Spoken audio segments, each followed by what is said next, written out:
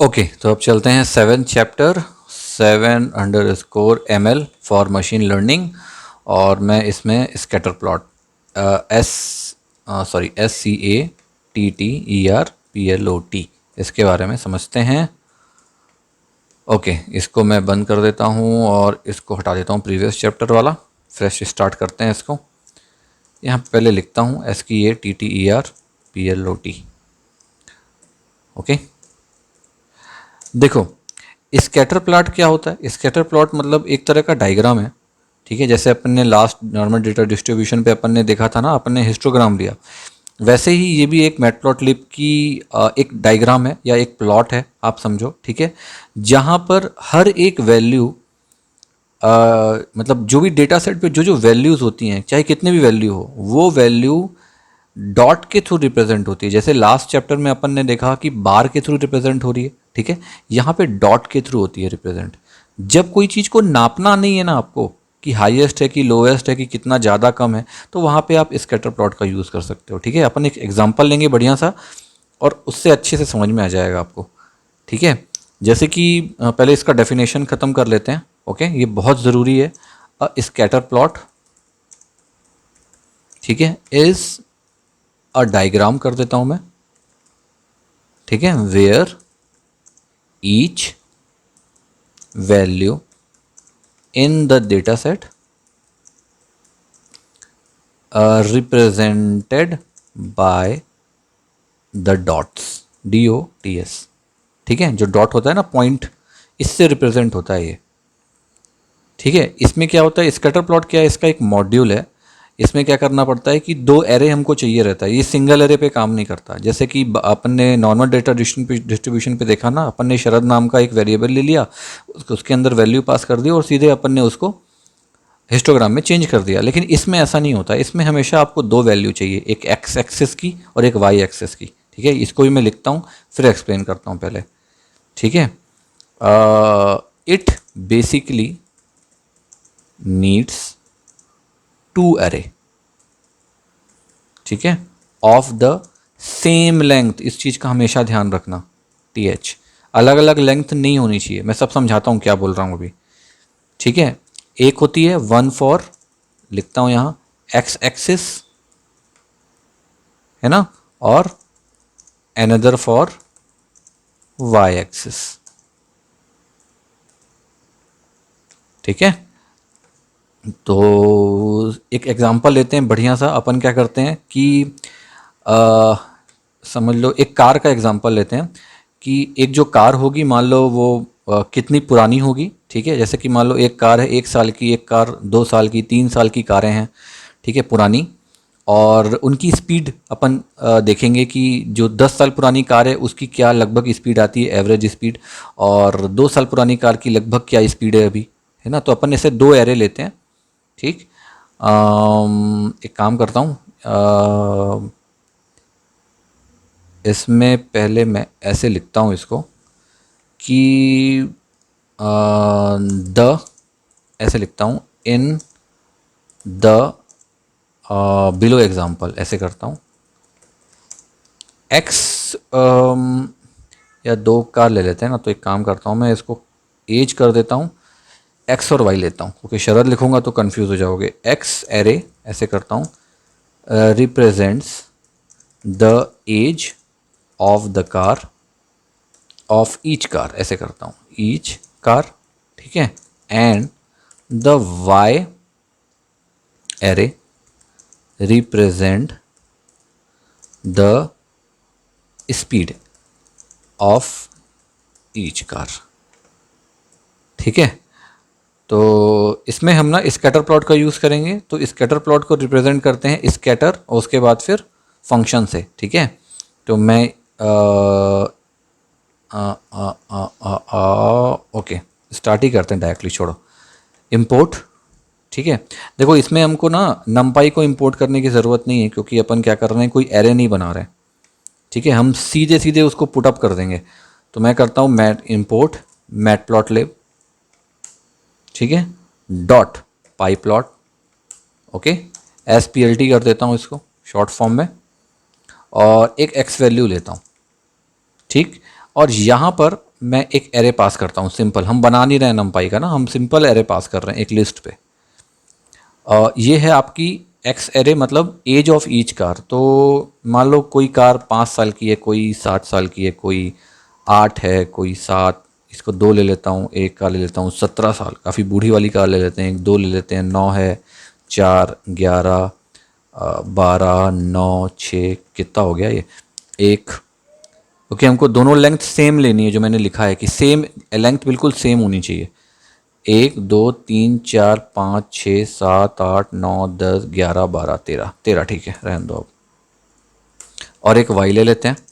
Okay, यहाँ पर अपन लेते हैं एवरेज स्पीड, मतलब मान लो मैं एक का ले लेता हूँ 5 साल वाली का, कहाँ गया 5 साल वाला है ना, 5, 7 ऐसे लेता हूँ, ठीक है।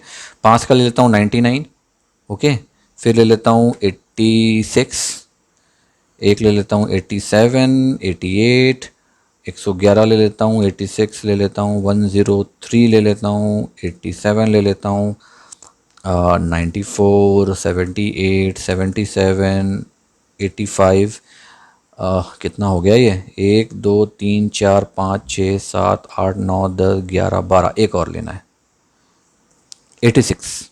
ठीक है, ये अपन ने 13 कार ली और 13 कार की स्पीड ले ली, दोनों की लेंथ सेम होनी चाहिए। ठीक है, अब बस मुझे क्या करना है, पी एल टी डॉट, पहले मैं हिस्ट करता था हिस्टोग्राम पे इसको शो करने के लिए, अब मैं करूँगा यहाँ स्कैटर। ठीक है, और स्कैटर के अंदर मैं दोनों एरे को पास करूँगा, मैं एक्स को भी पास करूँगा, मैं वाई को भी पास करूँगा, ताकि दोनों मुझे वहाँ पे चाहिए। ओके, अब बस मैं P L T dot show कर देता हूँ, मुझे प्लॉट शो करो अब। ठीक है, देखो सिंपल तरीका है और कुछ नहीं करना है इसमें आपको। ओके, अब मैं इसको एग्जीक्यूट करता हूँ, बार बन के नहीं आएगा, डॉट्स बन के आएंगे, और बहुत सिंपल तरीके से। थोड़ा सा आपको लगेगा कॉम्प्लिकेटेड कि अरे यार ये कैसे हो गया, ये क्या है, समझ में नहीं आ रहा है, बट ये इजी है, बहुत इजी है। ठीक है, इस तरीके का है। देखो ये नीचे में क्या आ गया, आपकी एज आ गई, ये आपकी स्पीड आ गई। एक्स एक्सिस में अपन ने क्या लिया है, एज लिया है ना कार का। ओके, अब कार की एज देखो कि मैक्सिमम कितनी गई है, 17 गई है। ठीक है, तो इसने यहाँ पे 16 तक ले लिया, ये 17 लास्ट है, ये देखो। ठीक है, यहाँ पे स्पीड कितनी गई है मैक्सिमम, देखो 103 गई है, इसने 100, ये 103। सिंपल होता है। ओके, ये है नीचे एक्स एक्सिस, ये है ऊपर वाई एक्सिस। अब इसमें देखो प्रॉपरली इसने एक एक चीज़ों को एक एक एरे लिया, आप इसको काउंट करोगे डॉट को, 1, 2, 3, 4, 5, 6, 7, 8, 9, 10, 11, 12, 13, 13 डॉट्स है, क्योंकि दोनों में अपने पास 13 वैल्यूज़ हैं। ठीक है, तो कितना सिंपल हो गया। अब अगर इसकी एनालिसिस की अपन बात करेंगे, ठीक है, तो देखो कैसा एनालिसिस है, सिंपल सा एनालिसिस है। एक्स एक्सिस एज को रिप्रेजेंट कर रहा है, वाई एक्सिस स्पीड को रिप्रेजेंट कर रहा है। ठीक है, अब इसमें दो सबसे फास्ट कार है ना, दो सबसे फास्ट कार है जिसकी एज कितनी है, देखो 2 साल। एक पहली कार सबसे फास्ट और ये वाली स्लो। ठीक है, स्पीड्स देखो आप, ठीक है, 2-2 साल की हैं दोनों। ओके, और सबसे स्लोएस्ट कार कौन सी है, ये देखो ये वाली सबसे स्लो है ना, ये इसकी एज है 12 साल, ये नॉर्मल 78 कुछ है। देखो 12 को आप देखोगे थर्ड वाला 77, ये देखो आ गया वैल्यू पे। ठीक है, तो ऐसे करके आप बहुत सारी चीज़ों पे आपको जो टारगेट दिया गया है, आप उस टारगेट के हिसाब से आप सेट कर सकते हो। एक चीज़ का ध्यान रखना, मैंने यहाँ पे जो वर्ड यूज़ किया ना, दो array of the same length, same length इसलिए होती है क्योंकि ये लॉजिक है, सिंपल सा लॉजिक है। आपके पास 13 कारें हैं तो 13 ही तो स्पीड होगी। अगर 13 कार है, आप 12 स्पीड दे रहे हो, तो एक तो मिसिंग हो गया, तो एक मिसिंग होगा तो प्रॉपर आप एनालाइज नहीं कर पाओगे। सिंपल सा लॉजिक है ना। तो जैसे अगर आप में कोई मिसिंग रहता है, जैसे कि आपको डेटाबेस मैंने यहाँ पे इनपुट दे दिया, जैसे अपन एक्सेल से सीएसवी से इंपोर्ट करेंगे, मैं सब बताऊंगा आपको आगे जब अपन लाइव प्रोजेक्ट पे जाएंगे। तो वहाँ पे जो मिसिंग रहता है ना, तो डेटा क्लीनिंग होती है, तो उस पर क्या है, इक्वल इक्वल ही रखा जाता है। तो जब भी आप एक्स वाई लोगे, जब भी एक्स वाई लोगे, स्कैटर प्लॉट पे काम करोगे, तो हमेशा इन दोनों वैल्यू को सेम सेम रखना। भले हटा देना, डेटा क्लीन कर देना जो वैल्यू नहीं है, उसकी कोई काम नहीं है अपने को, लेकिन दोनों एक्स और वाई एक्सिस बिल्कुल सेम सेम होना चाहिए, अदरवाइज आपके पास प्रॉपर रिजल्ट नहीं आएगा। ठीक है, क्लियर। अब इसी में अगर मैं रेंज पे देता हूँ इसी को, ठीक है, रेंज पे देता हूँ, फॉर एग्जांपल जैसे कि रियल लाइफ में अगर आप देखोगे, मैं इसको क्लोज कर देता हूँ, रियल लाइफ में आप देखोगे कि डेटा सेट जो होते हैं ना वो इतने छोटे होते ही नहीं है, जो मैंने आपको बताया बिग डेटा होते हैं। ठीक है, तो क्या हो अगर मैं इसी को जो प्लॉट अपन ने देखा वो बिग डेटा में करूँ। ठीक है, तो एक बार करके देखते हैं, चलो बिग डेटा पे। ठीक है, तो बिग डेटा पे हम स्कैटर के थ्रू ही करेंगे, लेकिन वो नॉर्मल डेटा डिस्ट्रीब्यूशन नहीं होता है, उसे कहा जाता है जो अपन ने पिछले बार देखा, रैंडम डेटा डिस्ट्रीब्यूशन। ठीक है, तो रैंडम डेटा डिस्ट्रीब्यूशन के थ्रू एक बड़ा सा नंबर्स जनरेट करेंगे और उसको अपन स्कैटर प्लॉट में शो कर देते हैं। ठीक है, तो मैं यहाँ लिखता हूँ कि now we will do the above, ऐसे करता हूँ। ठीक है, via random data distribution. Okay, तो इसमें अपन क्या करते हैं, इसमें क्या करते हैं कि दो एरे बनाते हैं और दोनों में ना 1000 रैंडम नंबर लेते हैं। जैसे इसमें अपन ने 13 लिया ना, उसमें 1000 लेते हैं। ठीक है, लेकिन एक नॉर्मल डेटा डिस्ट्रीब्यूशन से लेंगे। ठीक है, तो मैं यहाँ पहले लिखता हूँ कि लेट्स क्रिएट 2 एरे, ताकि आपको 10 साल बाद भी आप देखो ना तो समझ में आ जाए। ठीक है, लेट्स क्रिएट 2 एरे, मैं क्या लिखने वाला था, that are both filled with, अपन ने 1000 बोला है ना, 1000 लेते हैं। ठीक है, 1000 रैंडम नंबर्स। ठीक है, लेकिन किससे लेंगे इसको, नॉर्मल डेटा डिस्ट्रीब्यूशन से लेंगे। ठीक है, अब इसमें जो पहला वाला एरे होगा, ठीक है, the first array will have the, एक मीन ले लेंगे। ठीक है, मीन जो सेट होगी कितने में, 5.0, मतलब एवरेज। ठीक है, विथ, और इसका स्टैंडर्ड डेविएशन ले लेते हैं अपन 1, ताकि उसी के आसपास ये घूमती रहे। तो STANDARD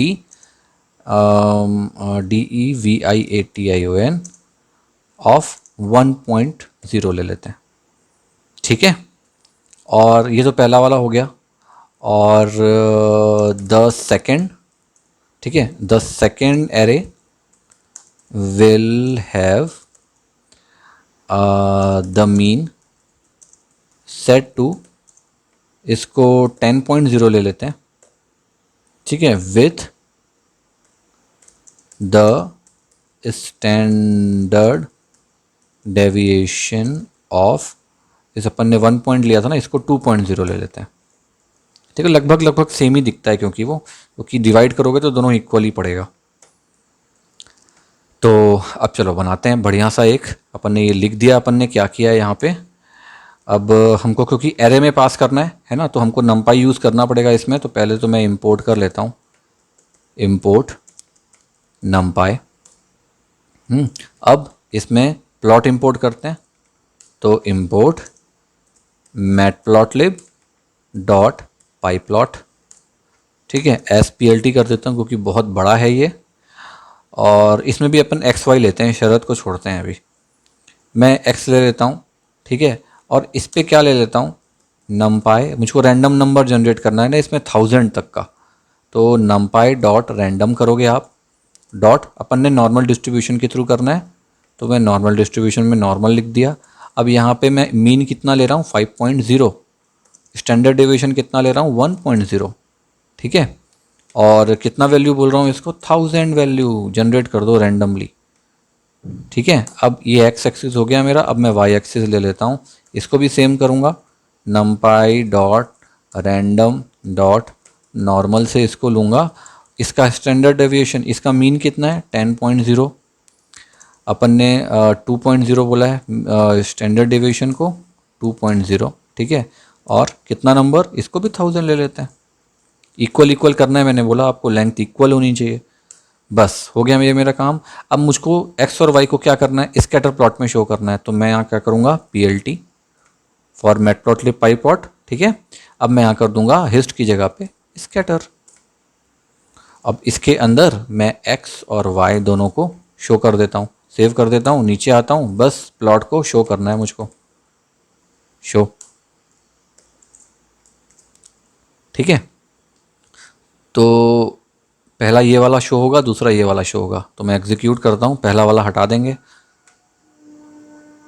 ये पहला वाला था, इसको क्रॉस करता हूँ, ये आ गया सेकंड वाला है, देखो आप। बहुत हौश पौश सा लग रहा है ना कि बाप रे कितना हौश पौश है ना, नहीं समझ में आ रहा ना इसमें। लेकिन देखो आप बहुत ध्यान से अगर आप देखोगे, क्योंकि एक्स और वाई वैल्यू अपन ने ली है ना, तो वो कि पिछला वाला आपने देखा है इजी, तो आप इसको भी आसानी से कर लोगे, कोई प्रॉब्लम नहीं है। देखो इसमें जो डॉट्स है, आप ध्यान से देखो, इसके डॉट्स जो है ये एक्स एक्सिस में 5 के आसपास घूम रहा है सबसे ज़्यादा। अपन ने क्या लिया है, मीन 5 लिया है ना। तो देखो एक्स में ये 5 के आसपास यहाँ पे सबसे ज़्यादा डॉट दिख रहे हैं आपको, ठीक है। स्टैंडर्ड डिवीजन क्या है, 1 है, तो देखो 4 to 6 के बीच दिख रहा है ना यहाँ पे सबसे ज़्यादा डॉट, है ना। वैसे ही सेम आप, एक मिनट, वैसे ही सेम, सॉरी, अपन लेते हैं, मतलब ये हो गया आपका, देखो पहला वाला इस वैल्यू के आसपास घूम रहा है, ठीक है, ये अपना हो गया मीन, ओके। अब अगर आप आ जाओ वाई एक्सिस में, तो वाई एक्सिस में अपन ने स्टैंडर्ड डिवीजन कितना लिया है, 2 का लिया है, और अपन ने मीन कितना लिया है, 10। तो देखो ये लाइन पे देखो आप, इस लाइन पे, अब अगर 2 ले लो आप इससे, तो 12 से लेकर 8 के बीच में सबसे ज़्यादा आपको वैल्यू दिख रही है, देखो। क्लियर, मतलब आपका एनालिसिस कहाँ से होना चाहिए, अगर आप इसको क्रॉस करोगे तो आपका एनालिसिस का पॉइंट ये है, ये वाला पॉइंट है, ठीक है। यहाँ पे आप प्रॉपर एनालिसिस करोगे, इतने एरिया पे, ये पूरा एरिया। क्लियर हुआ, इसीलिए इसको यूज़ किया जाता है। अब ये जितनी चीज़ें हैं ना, इसको आप क्लीन कर सकते हो, ये सारा डेटा आपके काम का नहीं है, यहाँ का पूरा डेटा, ये कोई डेटा आपके काम का नहीं है, यहाँ से ये पूरा डेटा इसके चारों तरफ, ठीक है। यहाँ पर अगर एनालिसिस अपन करते हैं तो वो प्रॉपर एनालिसिस होगा और एक्यूरेट एनालिसिस होगा, मतलब हार्डली पॉइंट का फर्क आएगा बस, इसीलिए इसको यूज़ किया जाता है। क्लियर, मैंने कोशिश करी आपको अच्छे से समझा सकूं, इसको समझने में बहुत टाइम लगा था मुझको, लेकिन मैं कोशिश किया कि आपको अच्छे से समझा सकूं इसको, ठीक है। चलो, तो आई थिंक होप आपको ये समझ में आया होगा बहुत बढ़िया से, है ना। मैं इसको यहाँ क्रॉस करता हूँ, और अब 7 चैप्टर कंप्लीट हो गया स्कैटर प्लॉट। अब फटाक से बढ़ते हैं, मशीन लर्निंग के कोर में जाएंगे, अपन ने बेसिक पूरा ख़त्म कर लिया। अब मैं आपको नेक्स्ट बताता हूँ लीनियर रिग्रेशन के बारे में, थोड़ा सा टफ लगेगा बट मैं अच्छे से समझा दूंगा उसको, ठीक है। चलो रोकते हैं इस चैप्टर को, नेक्स्ट चैप्टर पर चलते हैं जल्दी से, ओके।